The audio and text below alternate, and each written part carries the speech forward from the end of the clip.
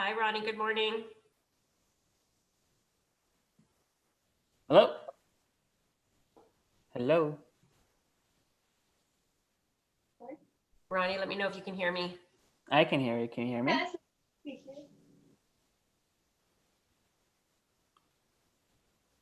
Hello? Oh. Can you hear me, Jane? Can't hear you. Maybe that's on my end. Let me turn up my volume. Hey, Ronnie, can you hear me? Hey, yep, I can hear you. I can hear you. Sorry, I think that was me on my end. I didn't have my volume up. Okay. Awesome. Thanks Give me for a second. Let me plug my headphones in. What's that? Can you hear me now? Yes, absolutely. Awesome. So today I'll be talking a little bit more about which forms to use. I didn't cover that in the webinar. Okay. So I already prepared the slides. Are we live right now? We are, yes. Oh, sweet. I'm just going to turn everybody's camera off. So just bear with me.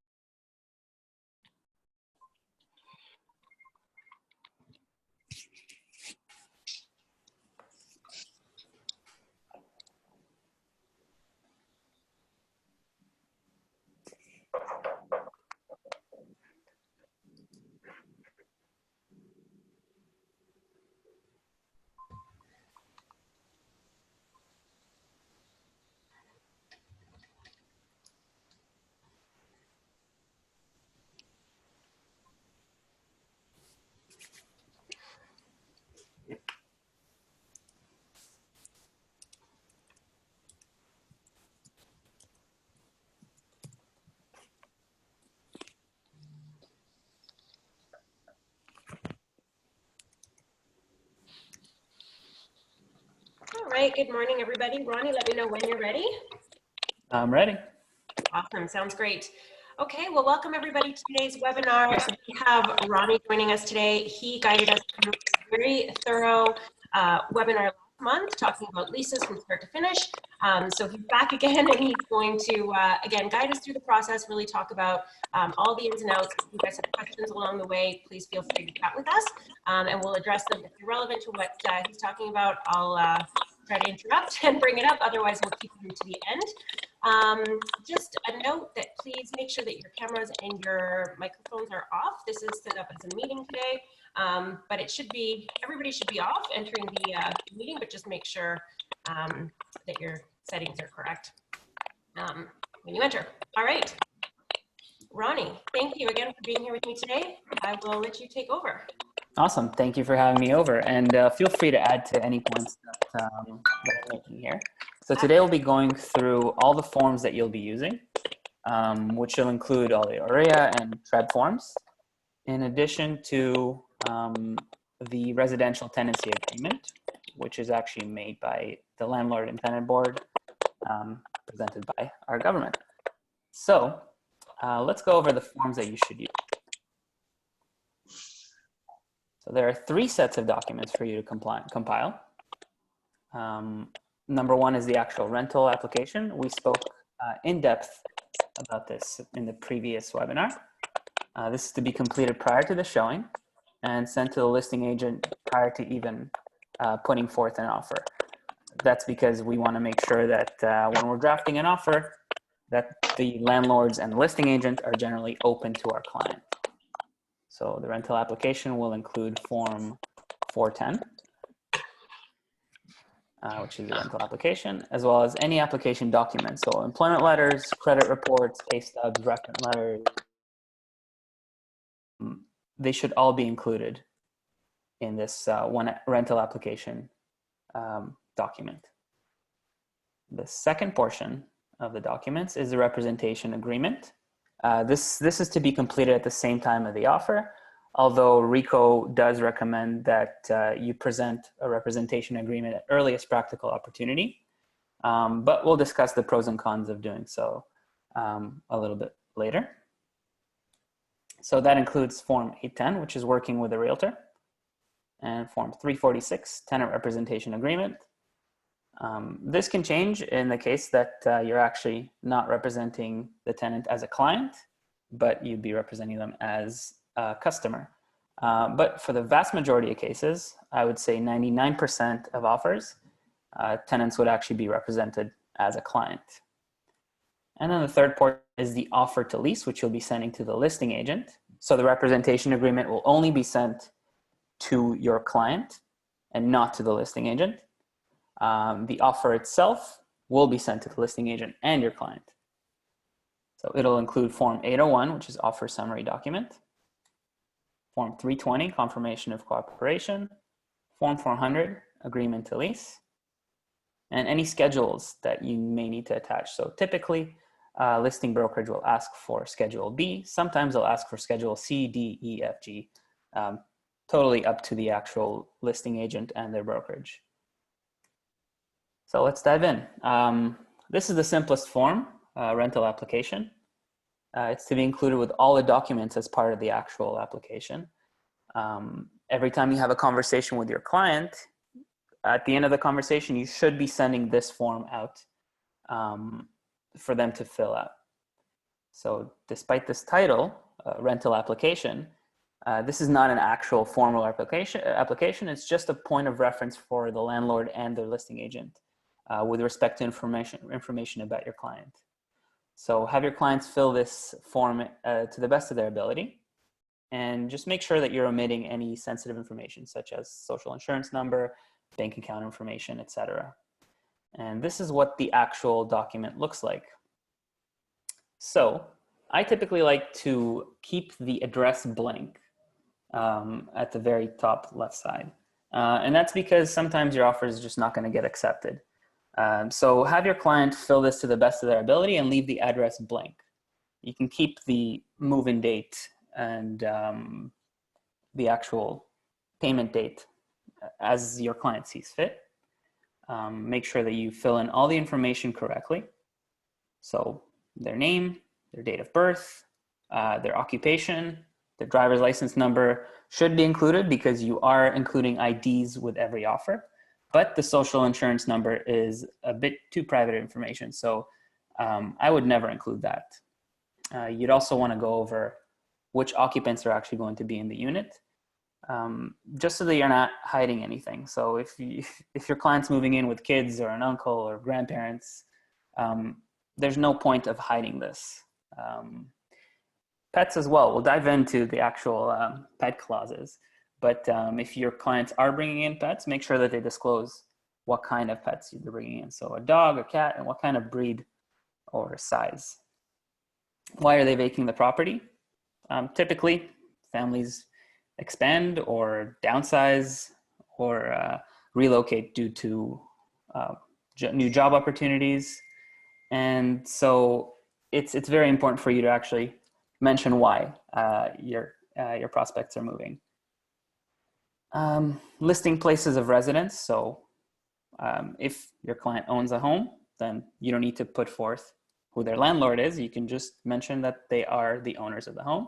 But if there are landlords, you should mention the duration of tenancy in addition to their actual contact information. So this is where you would put forth the previous landlord's information for reference calls.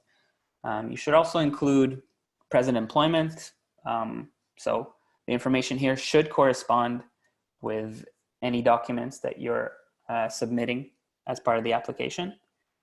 So any employment letter, the information that you have here in present and prior employments should correspond to that, as well as the monthly salary range.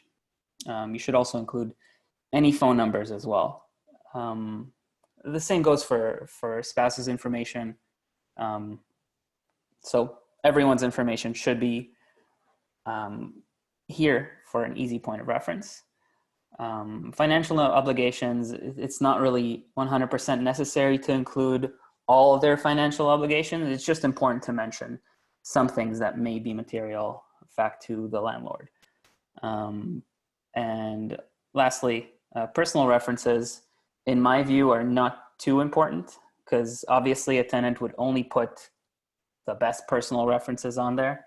So they're best friends. So when I have a listing and I'm doing background checks, I don't typically pay too much attention to personal references, because every time I call a personal reference, they're going to only say the best things about their probable friends or family member. But yeah, this form is pretty simple. Just have your clients fill this in. And on this topic, Ronnie, the rental application, I do like to talk to the client about their total income. Sometimes they may misrepresent themselves in only entering their employment income, but if they have other sources of income that could, of course, increase their eligibility and make them look more attractive to the landlord, I do like to ask about that. Are they receiving child support? Are they receiving whatever it is? You know, if they have a side hustle that you can add to that employment income. Sometimes initially they don't qualify for the property. Their income isn't enough. But if you just ask those sort of discovery questions, you'll find that maybe they do have different sources of revenue. Absolutely. Anything to reassure the landlord that your client can actually afford, or more than afford, rent would definitely help your case. Yeah. So moving on to the next form. This is a very simple form. It's part of your representation agreement, and it's working with a realtor. So it's one of the two forms in a representation agreement. It's not to be included with any offer. So this is only to be shared with your client. So it just outlines the relationship between your consumer, and it defines the difference between a customer and a client. This is the form. So here it describes what a client is and what a customer is. You should know this. This is the most basic form in real estate, in my opinion. And you sign it like so. So in the case that your client is an actual client, you would initial, like you see here on the screen. In the case that you're representing them as a customer, you would initial the second portion. So Ronnie, we have a question coming in. Yes. Is the formula to calculate how much income is enough in relation to rent? Oh, yeah, that's easy. Yeah. So GDS, I forgot what GDS stands for. Brain fart. But it should be, so income, the rent expense should not represent more than 35% of income. So the goal. Sorry. Yeah, I like to say to clients, make sure that the rent isn't more than 1/3 of your income. So just an easy sort of formula to have top of mind. So if you make $10,000 in total household income, then the max you can afford is about $3,300. That's the golden rule. Yeah, exactly. Yeah, so another question coming in about these days, many people are getting CERB. Yeah, I'm sure Ronnie's going to address that. Just about qualifying and asking pre-qualifying questions, finding out whether your clients are still employed or if they have been laid off. And those situations are a little bit tricky. You may want to reach out to the listing agent to find out if that's something the landlord will accept, but definitely you want to have that as one of your pre-qualifying questions, because it may be the case that you aren't able to help them if they're only bringing in $2,000 currently, right? Ronnie, what's your take on that? I mean, if you were a landlord, just put yourself in their shoes. This person is unemployed and you don't know when the next time the income is going to come in. Like, why would you ever accept somebody who doesn't have a stable job and consistent income? And if we're referring to this 30% rule, then the max a person can afford with the CERB is 1/3 of $2,000, which is like $650 or worth of rent, right? So you also have to consider what their other expenses. Like, it's not like they can just put this $2,000 solely towards rent, right? So unfortunately, you can't really help absolutely everyone. That's just the reality. Yeah, that's true. And the follow-up question to that is self-employment income, like truck drivers, where they're just primarily bringing in cash and they don't really have the documentation to prove it. Again, I'm sure Ronnie will back me up on this. That one, it is a little bit harder to help when that's the situation. Yeah, we actually covered this in the previous webinar. which is available on Workplace. So with this particular question and pre-qualification and everything, we have covered this in great lengths. With respect to this particular question, if you have a truck driver that's making significant income and they can prove it through an employment letter, there's other ways to prove income, which is just showing financial statements and or maybe a snapshot of a bank account with a high balance and including the actual income that comes in. So highlighting that will definitely reassure the listing agent and the landlord. Absolutely. Keep this conversation going here since we're getting questions about it. How to handle bad credit clients. So again, unfortunately, we can't help everybody, but if they do have a credit score that's below the 650 mark, it will be challenging to help them. In that case, you can certainly point them in the right direction. You might give them the listing agent's information to call them directly, or you might refer them to Kijiji where they have contact directly with the landlords. Or realtor.ca. Like, yeah, for sure. In the case that you do have a prospect that's clearly unqualified with really, really poor credit, unfortunately, you won't be able to help them unless they're willing to provide more than first and last month's rent. And even then, landlords are very wary. So in that case, it may be best to redirect them to realtor.ca. This way they can actually contact listing agents directly and kind of bother them. Yeah, absolutely. So yeah, those are great questions, all relating to that initial rental application, right? Because that's when you're going to find out what their income is. That's when you're going to find out about their credit score. So let's carry on. Rony, I'll hand it back to you for the tenant representation agreement. Awesome. So this is the second form that makes up the representation agreement. This is, again, not to be included with any offers. It's recommended by OREA and RICO that you sign the representation agreement at earliest practical opportunity. So the very moment that you meet them. But I don't 100% agree with that. And the reason for that is because you don't actually have a relationship with this person. There's no reason why they should be tied to you or you should be tied to them until you actually get to know each other. The representation agreement is a binding agreement and it establishes a relationship between you and your client. So you want to be careful who you sign a representation agreement with, because you do have a duty of care and an onus to represent them to the best of their ability, your ability. So be mindful of that fact. And so I like presenting the actual agreement concurrently with any offer. So I personally don't want to be tied to a tenant that's going to be asking me for showings absolutely every single day, 3 properties a day, and then never put forth an offer. So that's why I like to actually sign the representation agreement with an offer.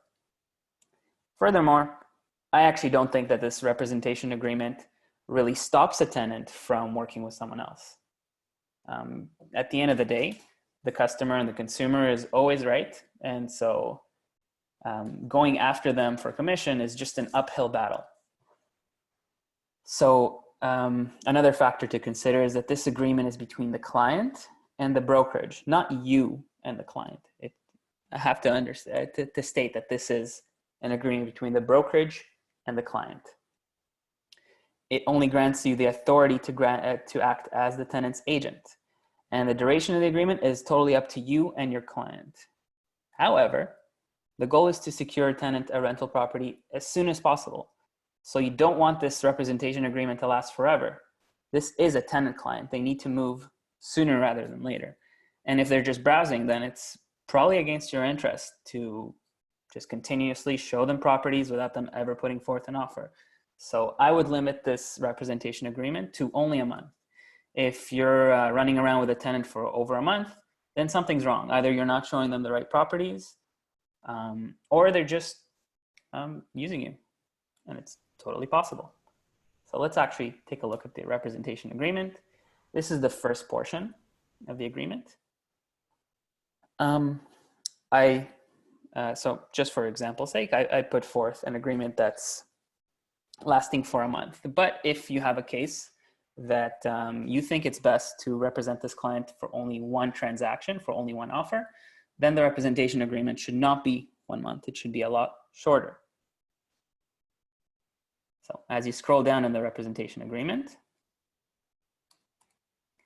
you get to this portion. So a lot of my new agents, when I actually train my new agents, I get them to put forth fake offers with me. And almost every single agent has tenants initialed in this little section. But if you read it, this section only requires initials if the agreement exceeds 6 months. So I don't know on what planet you'd have 6-month representation agreement for a lease prospect. Maybe for a buyer, but even then, that's way too long. It shouldn't take this long. So I almost always leave this blank. Yeah, and a good thing to mention there as well is that the signatures auto-populate in Authentisign. If you've assigned signers to as a tenant, it'll automatically put their initials in there. So do read it, and do know that, as Rony said, this is referring to any agreement that is over 6 months, which is typically not going to be the case. So just make sure you're deleting those initials if you're using Authentisign. Yeah. This is another important portion.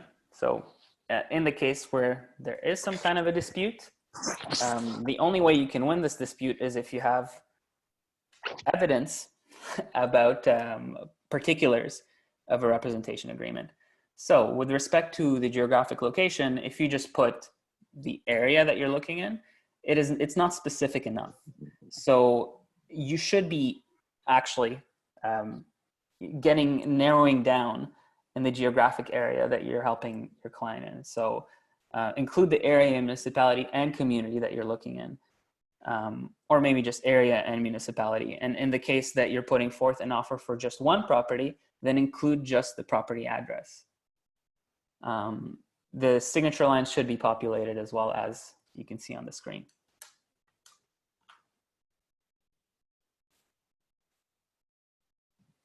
So this is a portion that clients very, very frequently get confused about. And all it means is that the brokerage is entitled to half month's rent commission plus HST. You need to make sure that your client understands that almost under no circumstance will the tenant actually be responsible for the commission. It's almost always the landlord that will pay the half month's rent plus HST. I leave these sections blank just because it's very unlikely that the tenant will actually put forth an offer to purchase the property that they're living in. I've actually never come across a situation like this. Have you, Jane? I have, where, but not until later, you know, at the end of the 1-year term or the 2-year term, the landlord decides to list their property and then the tenant decides to buy it. I have seen schedules that include that if that does happen, that they are basically committing to still using the realtors that are involved in the original lease transaction. I don't know if that holds water, but I have seen that, but only once.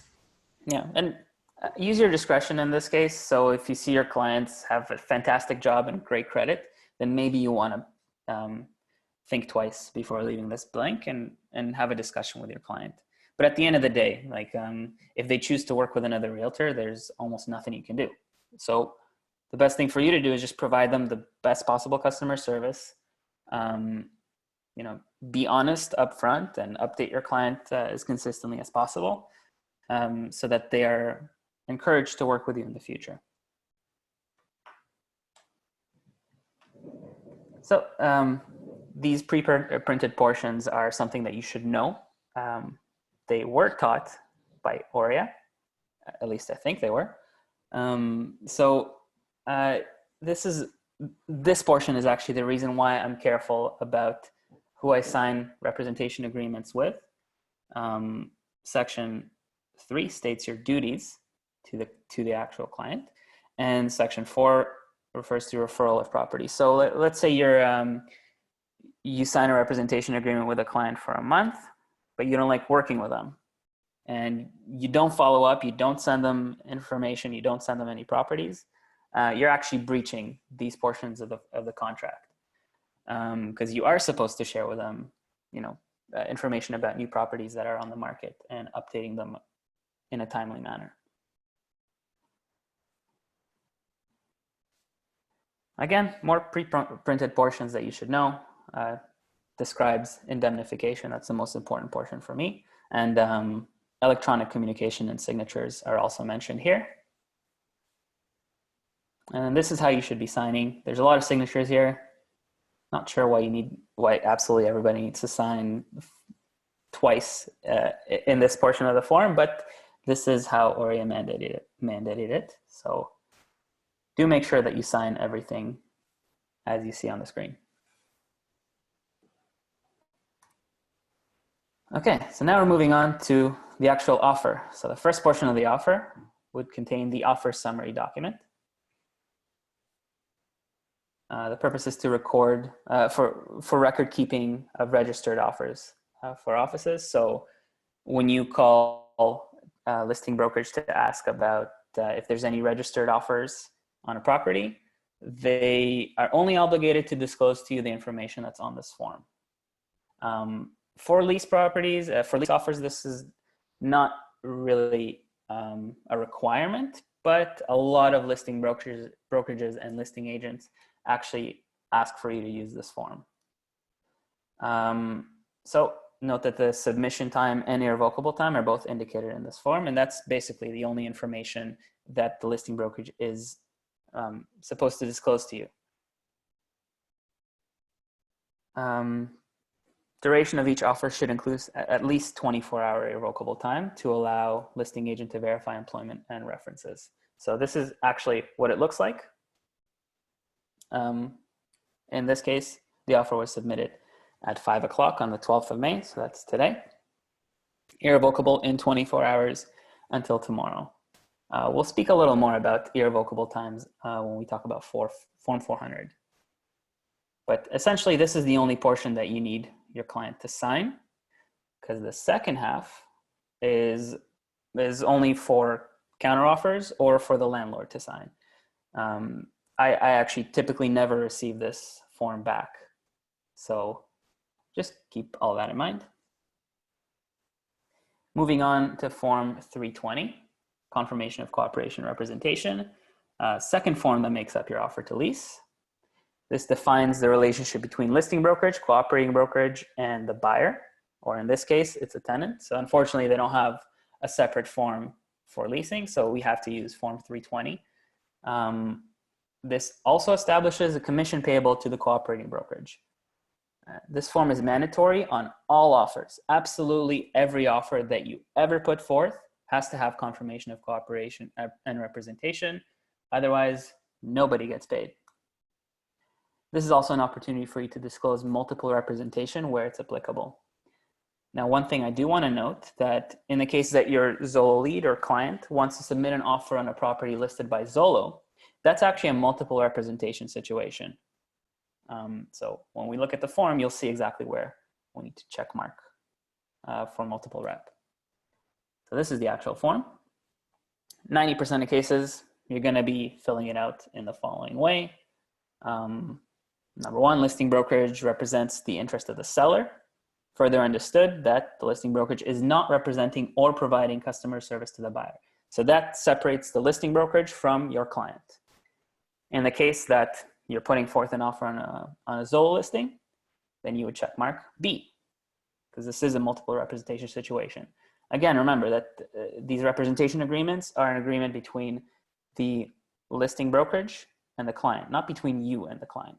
You can sign on behalf of the brokerage, which is what you can see here. So at the bottom of the page, make sure that you do initial for cooperating brokerage and that your buyer or client initials on the bottom left side.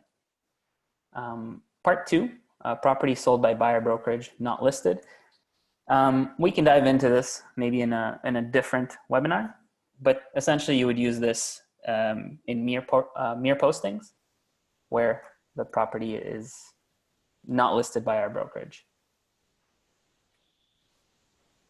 Then part 3, super important. This is where you indicate how we are to be paid.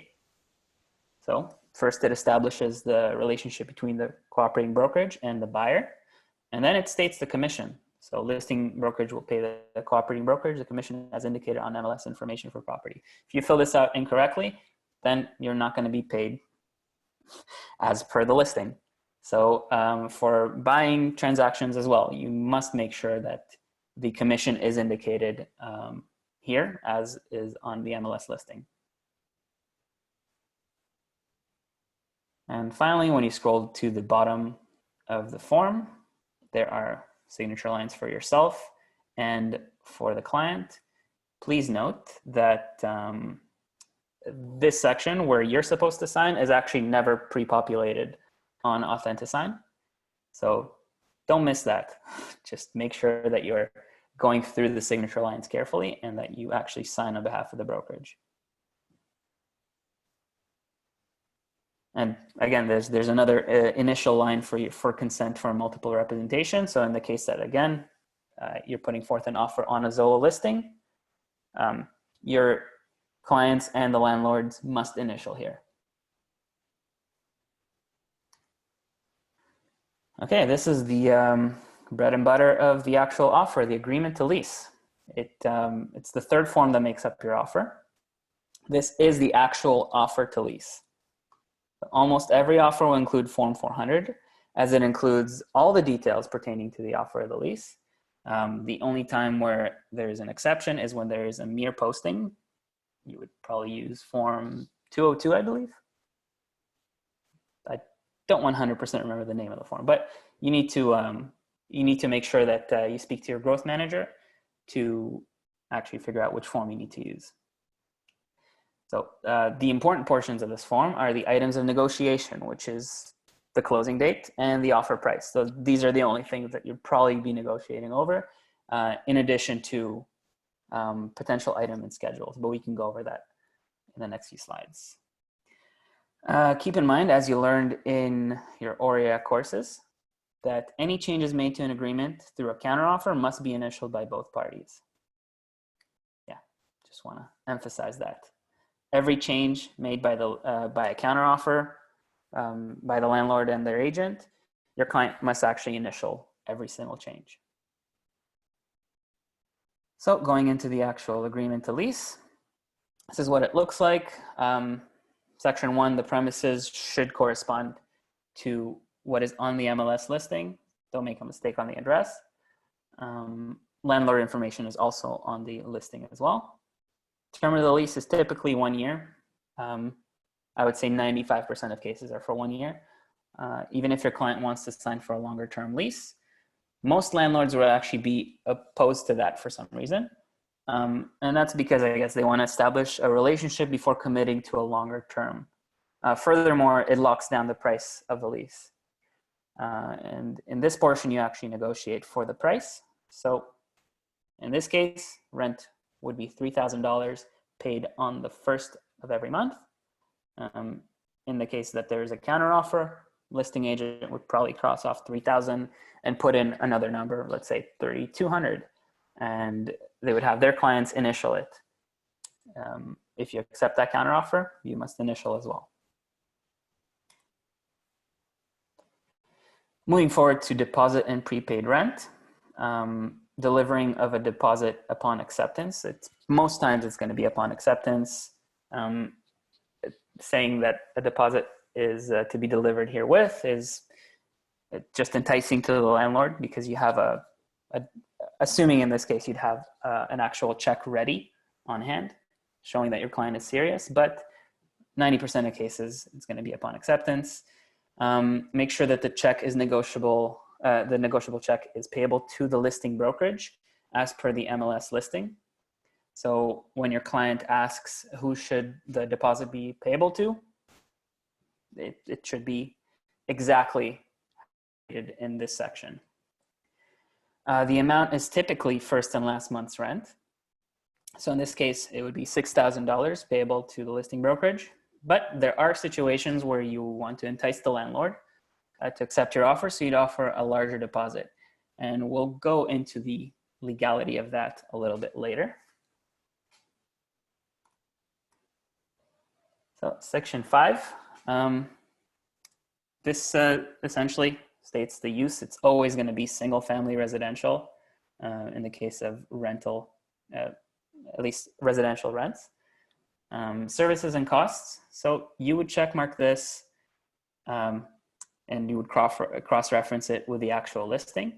So when you open up your MLS listing, you look for this section and you would essentially cross-reference and make sure that you're filling it out correctly. Also make sure that your client initials at the bottom of the page with the offer. One thing I did want to note, and I had a conversation with one of my agents regarding garbage removal. I almost always check mark garbage removal for the tenant. And I believe that garbage removal in this case refers to extra items because the landlord does pay for property taxes, and typically garbage collection is not an optional service. So that would be included. There's no reason where your client should be paying for each garbage removal, right? So that's why I always check mark that is the responsibility of the tenant. So the example you see on the left is actually typical of a house, but in a condo, it's a little bit different. Typically, the only charges to the tenant are either hydro and water, and obviously cable TV. But this again differs per condo. So the following sections, section 7 includes details about parking. So typically this information will be found on the MLS listing. So how many parking spots should be mentioned here. In addition, where the parking is located. But sometimes listings don't have this information, so you should still make sure that section 7 is filled out, stating that your client deserves 1 parking spot at least as per listing. Number 8, additional terms. You'll always include residential tenancy agreement, and we'll go over the actual residential agreement a little later, as well as schedules. So not all listing agents ask for Schedule B to be completed, but most of them do. So if there are schedules, additional schedules, just mention it in section 9.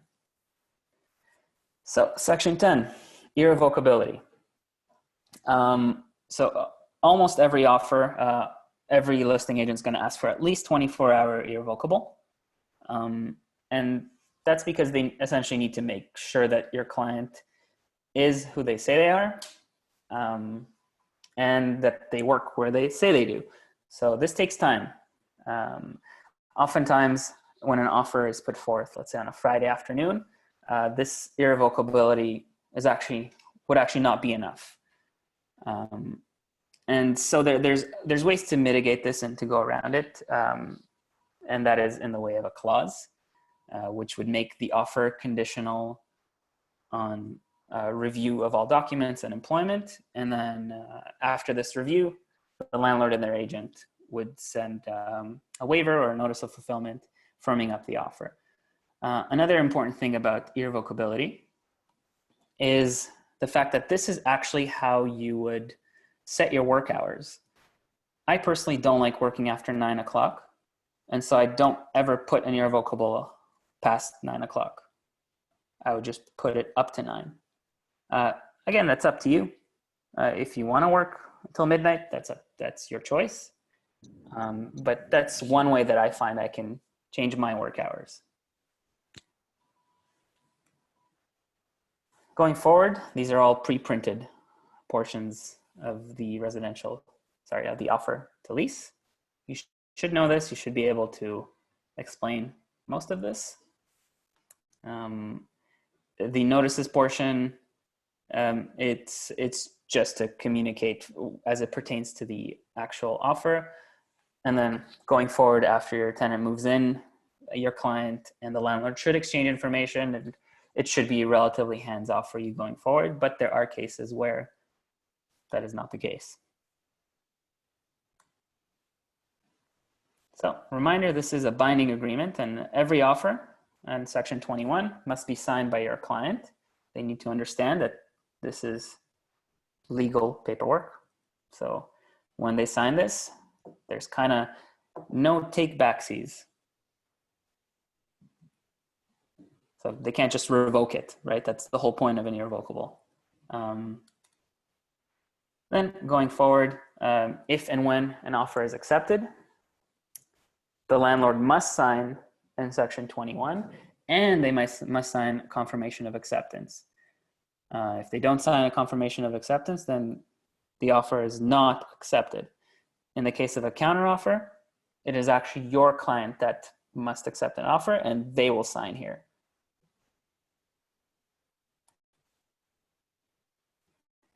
Another portion I wanted to mention is the acknowledgement. This should be left blank until you have a full offer accepted with all signatures everywhere but the acknowledgement. So as it states here in the acknowledgement, I acknowledge receipt of my signed copy of this accepted agreement. Well, it doesn't really necessarily mean that you need to forward this to a lawyer, but this is an acknowledgement of the completed offer.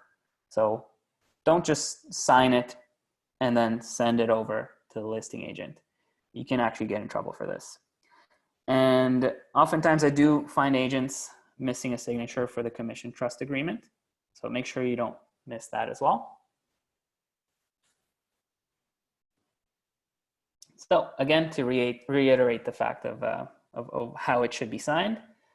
So you put forth an offer, your tenant sign, and then let's say your tenant signs here. That's actually not how it's supposed to happen. So you're not supposed to sign the acknowledgement and the binding agreement portion until there's an accepted agreement and the landlord's signature as well. So this is what you don't do.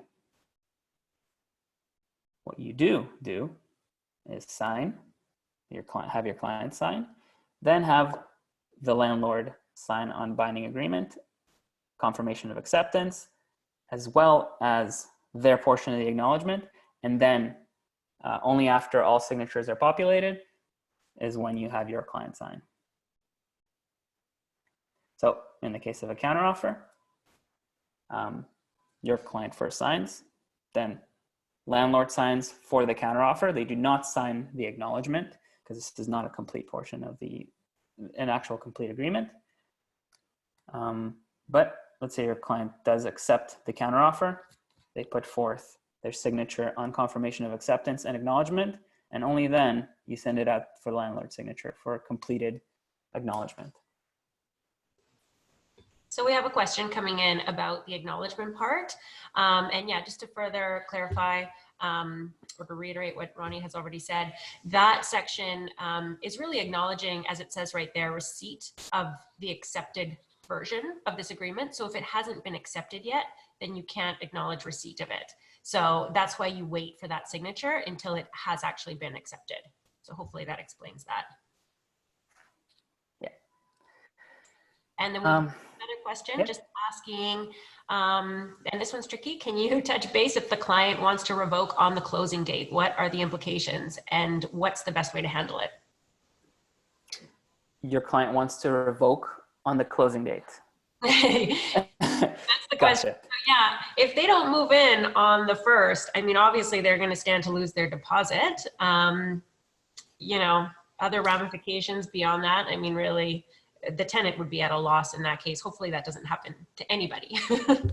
Yeah, that's it's actually unfair for the landlord to guarantee the tenant, securing the lease for the tenant and then the tenant backing out last minute. So the tenant should lose their deposit for this because it's not fair for the landlord. This is a binding agreement and clearly the tenant is going back on the agreement. So in that case, you can try to get a mutual release signed and hopefully get the deposit back.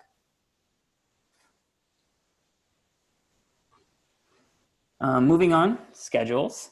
So in Form 400, you actually have a pre-printed Schedule A. Not pre-printed, but it's preset by web forms. It includes additional terms to the agreement. So any specific requests from your clients, installation of a backyard fence, painting of a unit, removal of carpets. There's so many other cases. including the case that I just spoke about with respect to verifying and background checks. So you would actually include that in as a clause in Schedule A. So anything that's outside the pre-printed clauses can and should be put here.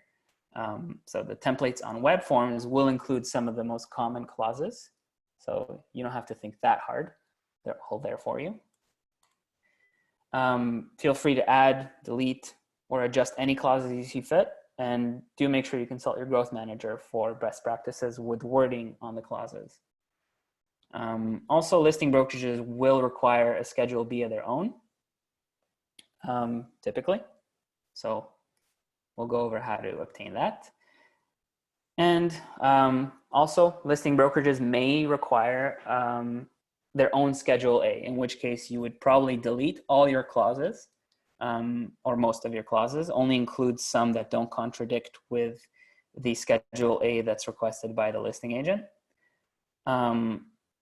And make sure that your client goes over it and agrees to it. Yeah, and then obviously, just because the listing agent or the landlord ask for all these clauses to be included, doesn't mean that it's not up for discussion.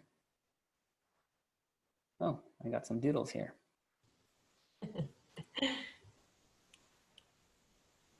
This is what the preset templates look like for us. So again, this makes sure just to protect your client when it comes to just the basics of a lease transaction. So this would include clauses about appliances, functioning appliances, and sometimes it just has extra clauses that'll just reassure either the landlord or your tenant of certain things. But we have to cover some topics that are discussed by the residential tenancy agreement, because oftentimes there are clauses here that either repeat what's said on the residential tenancy agreement or contradict the residential tenancy agreement. And while you can have your clients initial those contradictory clauses, it doesn't mean that they're legally enforceable. And we'll just go over that quickly in the next few slides. This is actually where you would obtain a schedule. So you open up a listing on MLS, you're drafting an offer and you need to include Schedule B. This is where it would be. You would click this little paperclip and you download a schedule. Sometimes there are more than one schedule, so make sure to open all the attachments just to make sure that you're not missing any documents. So the Ontario Standard Form of Lease.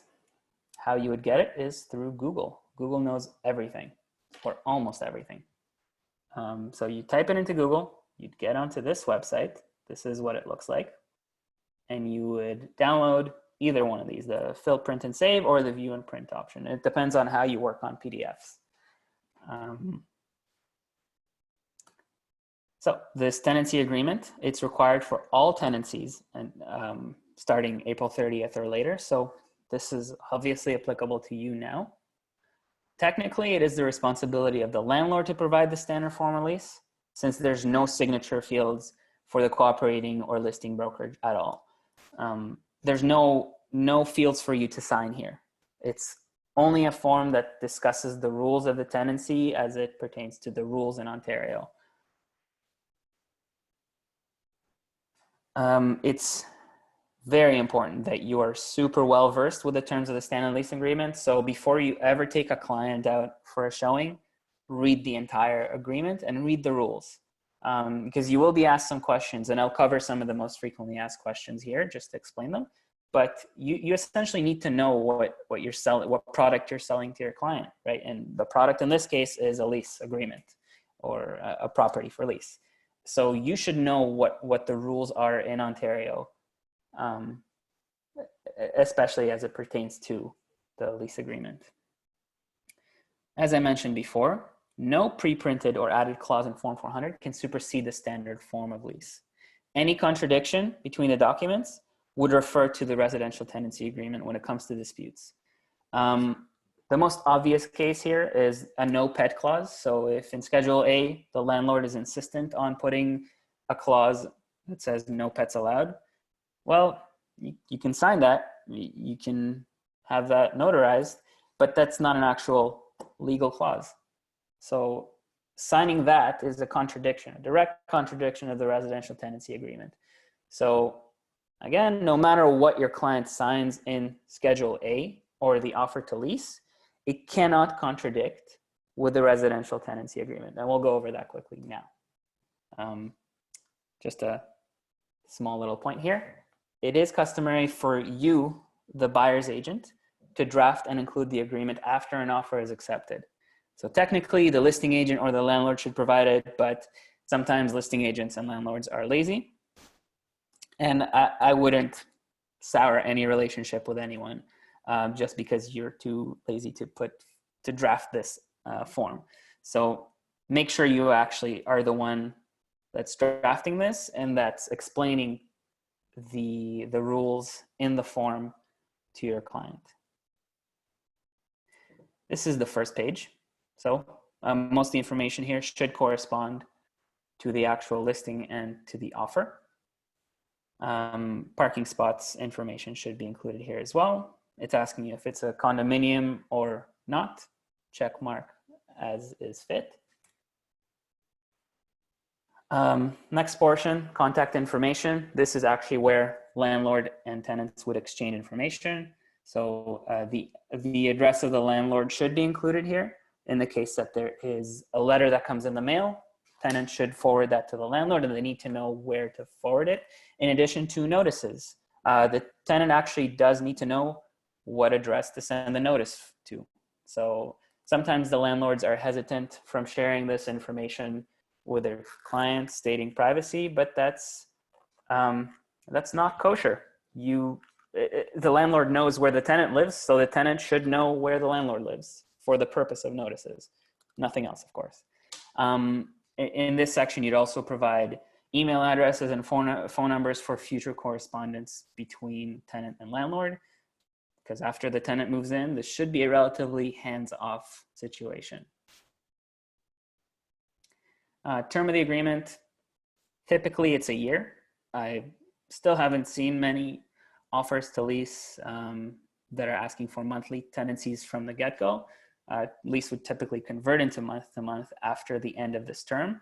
So make sure that the fixed length of time is, starting on the closing date and ending a date, 365 days later. 364 in leap years. This section discusses rent. It's more confusing than it should be. Typically, this is how you would fill it. But in the case that, section A would just state when rent is to be paid and how often, typically 1st or 15th of the month, but this can vary. That doesn't really make that huge of a difference. Section B, so if there's any additional utilities or services that are included in the rent, let's say the landlord asks for $3,050 rent, the $3,000 is base rent and $50 would be internet charges. So the $50 would actually be included here. In the actual offer to lease, the ORIA form, the rent would be $3,050 and you could include that in Schedule A, the actual extra utilities that are in there. But essentially, total rent should be the addition of the base rent and any additional services that are included in the rent. Rent is typically payable to landlords. So they're typically individuals, but sometimes they can be a corporation. And rent will be paid using most times post-dated checks. So when you are having a conversation with your client and putting forth an offer, just make sure that your client, the day that an offer is accepted, or even before that, that they go to the bank or go online on the on EasyWeb or ScotiaLine or whatever bank they bank with, and have them order checks right away. Because I have seen situations where moving dates are delayed illegally, but still delayed because a client doesn't have checks. So you don't want an uncomfortable situation. Just make sure your client has checks just in case, because almost every single landlord is going to ask for checks for bookkeeping purposes or because they're old school. Section E discusses partial periods of rent. this, I don't always fill this out. This should only be necessary for when tenancies, so tenancy start dates or closing dates are different than the date for which rent is due. For example, if an agreement states that the tenancy shall commence on the 20th of the month, but rent payment shall be on the 1st of every month, so you would fill this section out to cover those 10 days, right? Because rent is payable on the 1st, but you're starting on the 20th. So partial rent period should cover between those 10-day periods. Pretty self-explanatory here. And then section F, administrative charges for non-sufficient funds, NSF fees. Typically, banks don't charge more than $10 for NSF fees, so it shouldn't be more than 20. Like, you're not profiting off of a bounce check, but the tenant should cover any fees incurred to the landlord because of a bounce check. So section 6, service and utilities. Also, you should cross-reference this with the actual listing on MLS. Make sure all the services included are checkmarked correctly and that any locker details are included here as well. In addition, just make sure that you mention which utility bills your clients should be paying for. So if electricity and gas are the bills that they are responsible for, then just mention Toronto Hydro and Enbridge are the utility bills. This just saves you time and last minute hassles. Landlords should know what bills the tenants should be paying for, and so should the tenants, and it should be described here. Section 7, rent discounts. I almost never came across a situation where there is a rent discount. However, nowadays, with the overflooded rental market, there are situations where landlords are offering rent discounts. So just make sure that you fill this out, because you want to clarify any inconsistencies. Section 8 is it's very important in my view for rent deposits. So if you read this carefully, the note below states that the amount of the rent deposit cannot be more than 1 month's rent or the rent for one rental period. So we're collecting first and last month's rent. The first month's rent is considered as a payment, and the last month's rent should only be considered is the actual deposit, because the first portion is a payment, last portion is the deposit. According to this form and the rules in Ontario, you're actually not allowed to charge more than first and last month's rent as a deposit. And you also can't use this as a damage deposit or pet deposit or anything like that. I'll go over the legality of rent deposits in just a minute, but essentially, the deposit in this case, in the case of this example, would be only $3,000 applied only for the last period of rent, the last month's period of rent.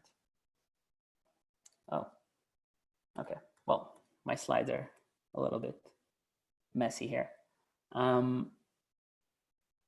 So to avoid conflict, I know it's a little hard to read here. It's best to mention that if you do have a larger deposit, let's say first and last 4 months rent, that the tenant voluntarily provides the actual 4 months rent, totaling $1,500. You can actually input that right here in section 8. Doesn't mean that it's legal, right? You're just fact ahead, just ahead of time. This is a large contradiction with the actual rules. Oh boy, what a messy slide.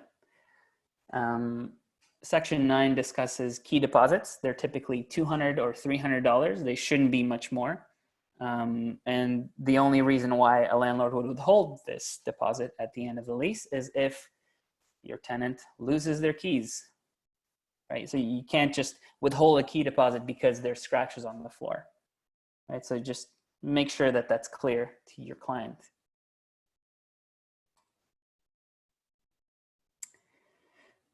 Section 10, smoking rules.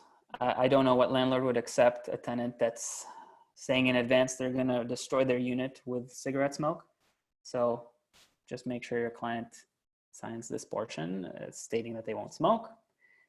Almost every single landlord will request tenant liability insurance as well.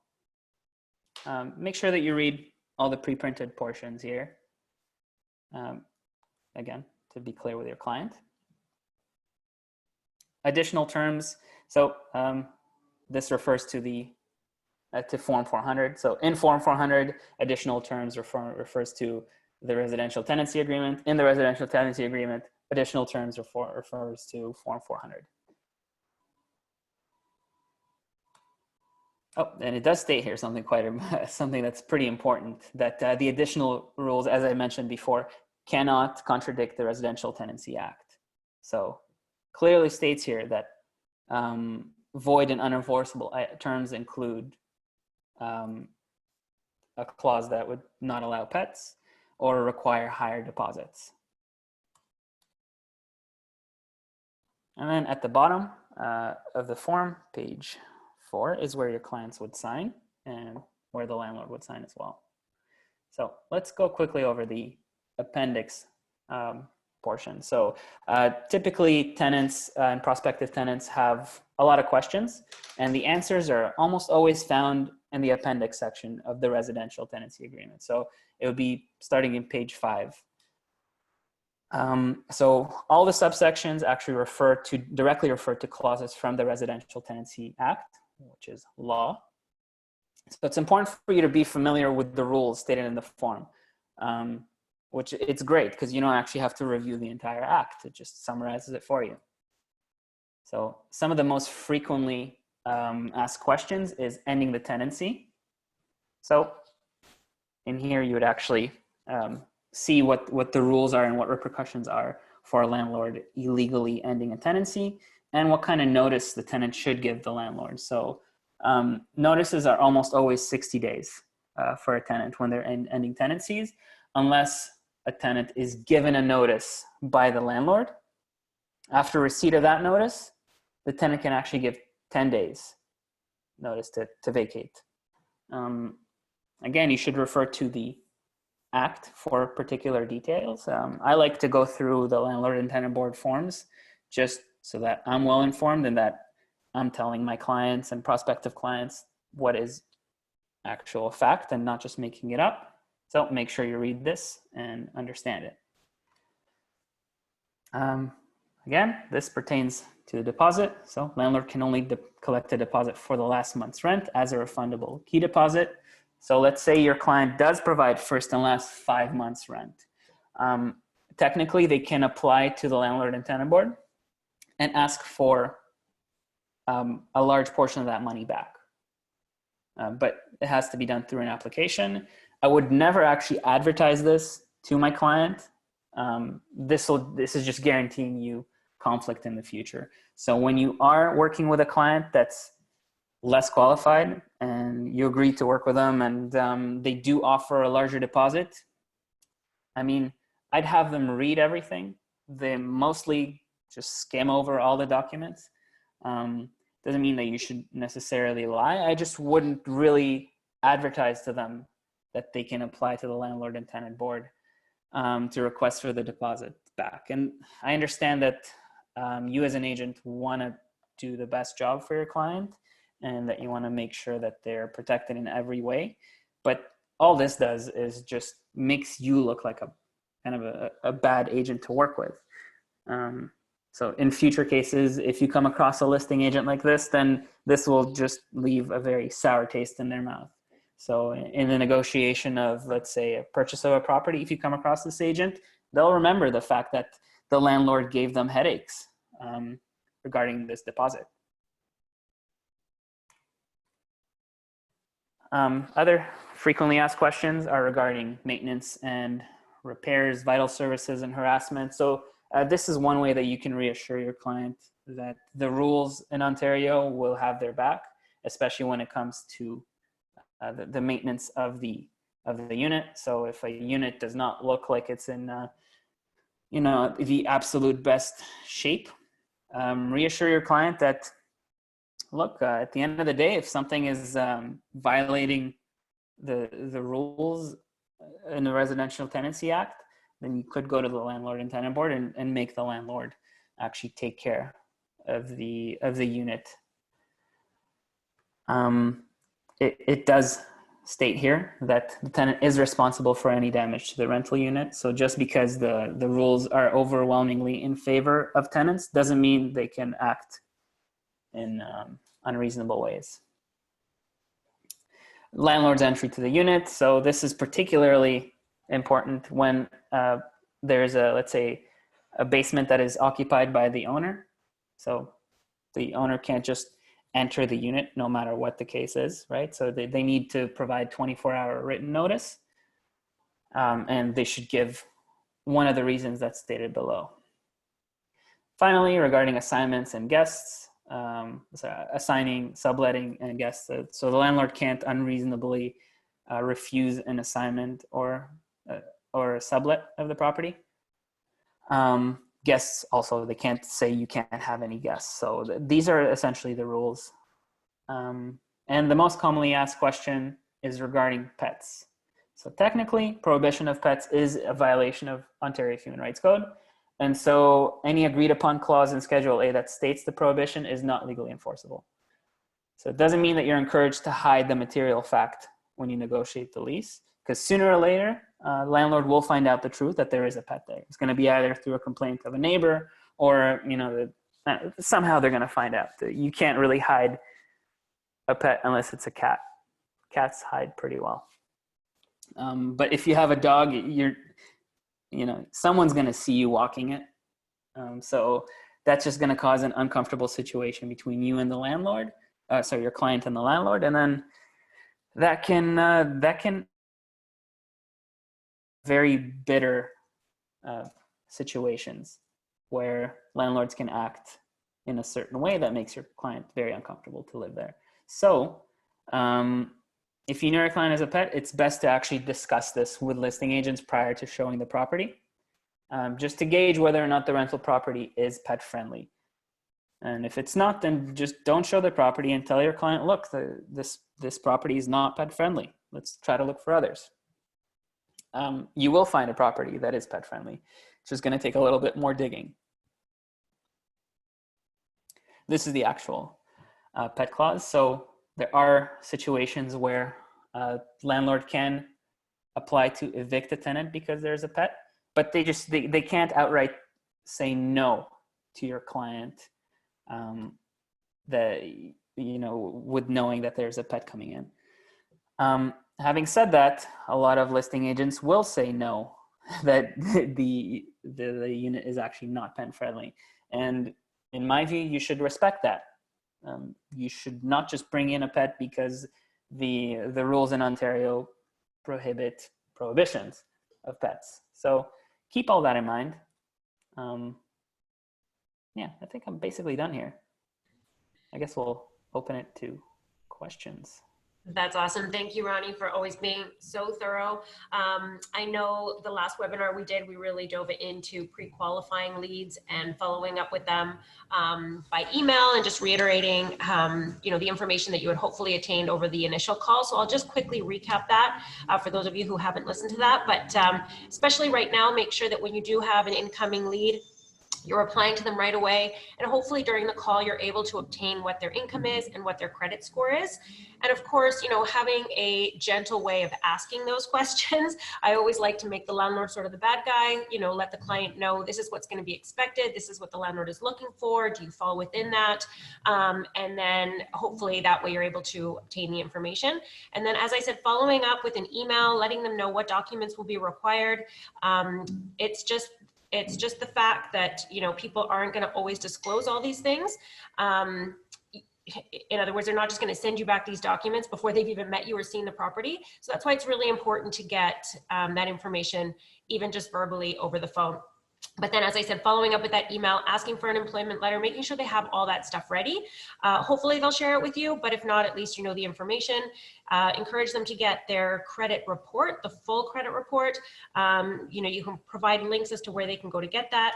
And then, of course, let them know you will need to see their photo ID, of course, so that you know who it is that you're dealing with in preparing the offer. So, right now, given the current, global situation, it's encouraged to ask them to really review the photos. If there is a virtual tour, which there aren't all the time really for leases, but if there is one, share that with them. Ask them to drive by the property. So again, just really asking them to really narrow down their choices. You don't want to be showing people, 10 properties right now. So this can work to your advantage. I know we have several agents who are doing a lot of leases right now, and they're doing them virtually, sight unseen. So that may work in your area or not, but definitely that's something that you can take advantage of now. So offering things like FaceTime tours and that sort of thing. So really make sure you're getting the information over the phone.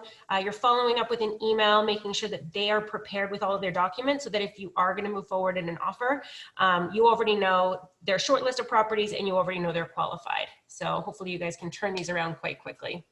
Yeah, and Ronnie's sharing a call script there. So if you guys have other questions, I think we have one coming in about a lease lead. Customer wants to lease for 5 years. Do I need to discuss with the listing agent up front?